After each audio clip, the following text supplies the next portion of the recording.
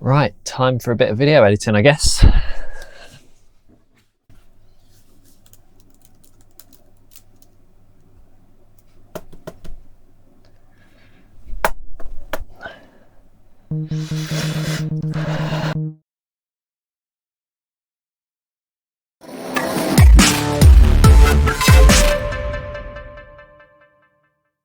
There is nothing more annoying than a computer that freezes or crashes when you're trying to do a job with it.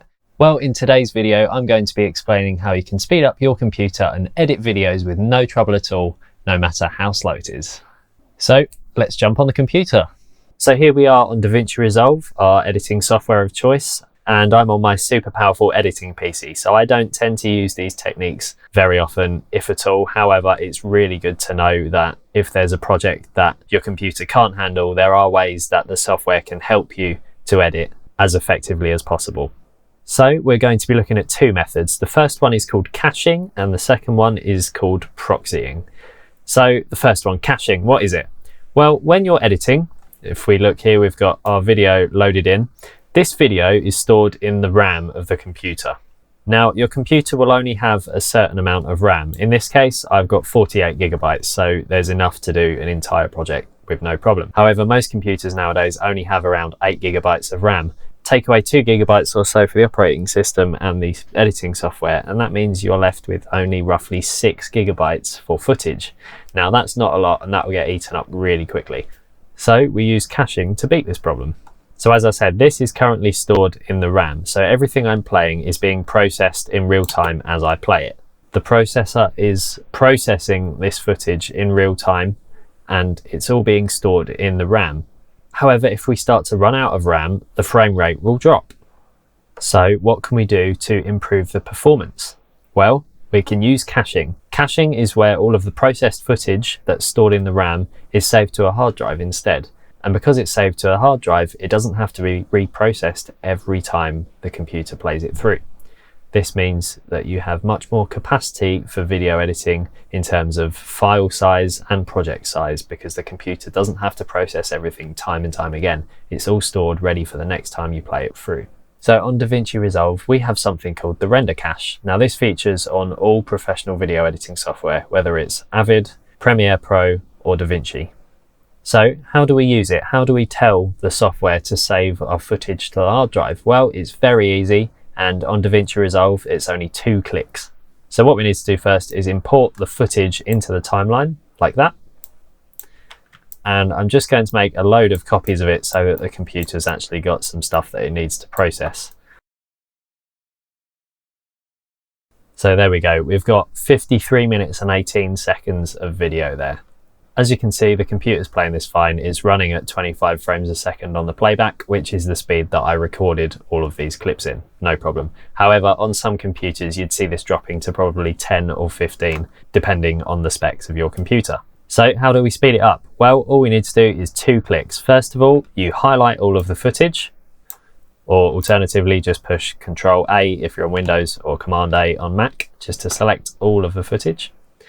You right click on any of them, and you click Render Cache Fusion Output, and you turn it on.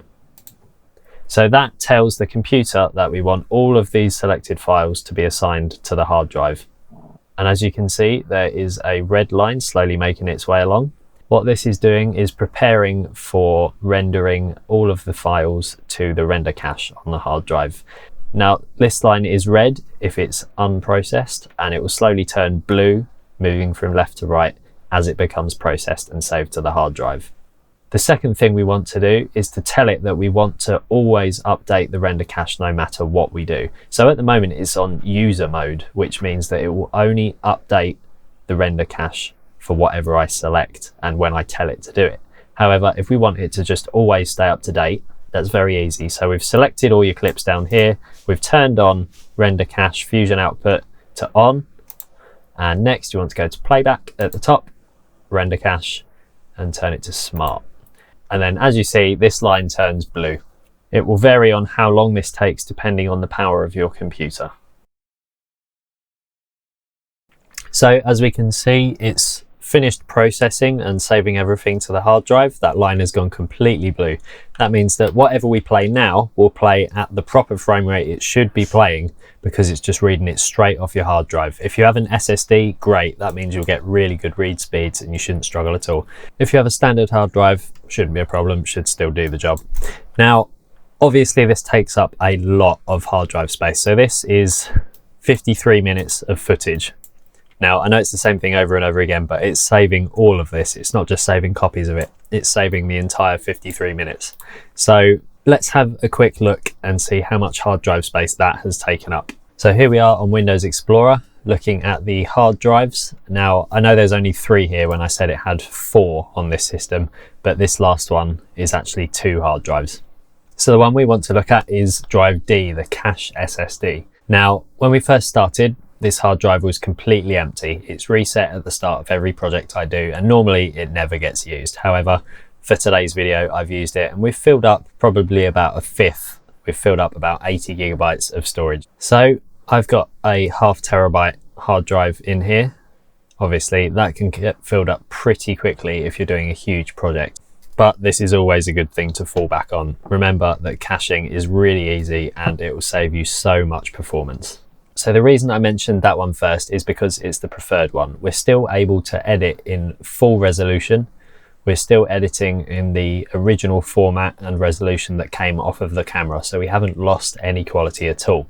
The second option is proxying. Now, although this is only a temporary thing and won't affect the final result, it can be a bit more annoying if you're trying to do very fine details, needing the full resolution of the video.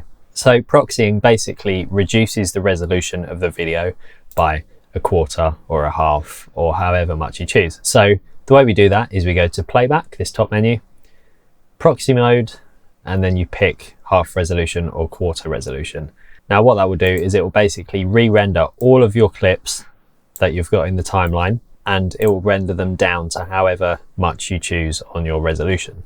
So when it comes to the final delivery, to the render at the end of your edit, don't worry about the resolution. That will still be the full resolution you recorded in. Proxying is only what we see inside the editor to allow for faster performance, because you're playing at a lower resolution, so the computer doesn't have to try as hard to keep up with what you're doing. Again, this will take up hard drive space, so you need to make sure that you have a big enough hard drive to do it. However, the files will be slightly smaller than the caching option because they're reduced resolution, whereas the caching one is saving everything in full resolution to your hard drive. So I definitely recommend caching as your #1 choice, because you can do everything in full resolution. And if you're still struggling, do caching and proxying, and that will give you an unbeatable setup for editing your videos. So at the end, when you've finished all your editing and you've got everything where you need it to be, obviously this stuff on the hard drive isn't just going to magically disappear when we close the software. It stays on your hard drive, so it can be instantly recalled when you open the project again, and you don't have to wait for it to re-render. Now, this is great if you're doing a project that will last a few days. However, if you're doing a video that will only take a few minutes to edit and you won't be coming back to it, you're going to start losing hard drive space pretty quick. So when you've finished with your edit and you've done your final delivery, your final render, what you want to do is remove all the traces of this caching and proxying. So all we need to do is go to playback, render cache, none. And as you see, that blue line disappeared. That stuff is no longer being used in the render cache. However, it's still on the hard drive. So there's an easy way to get rid of that. We go back to playback and then delete render cache all, yes, to confirm it. And then you give it a minute or so, and then you should be all good with an empty hard drive. So it is highly recommended to have one hard drive for your media and one hard drive for caching only, because then you get all the performance from this SSD without having to deal with media being imported and exported at the same time. And finally, we want to delete optimized media. This will get rid of everything that's in the proxy mode. So first we want to turn proxy off and then delete optimized media. So as you can see, these are just a few tips on how to make your computer perform better when you're editing video. If you have any questions, don't hesitate to ask, and please like and subscribe if you enjoyed the video. See you next time.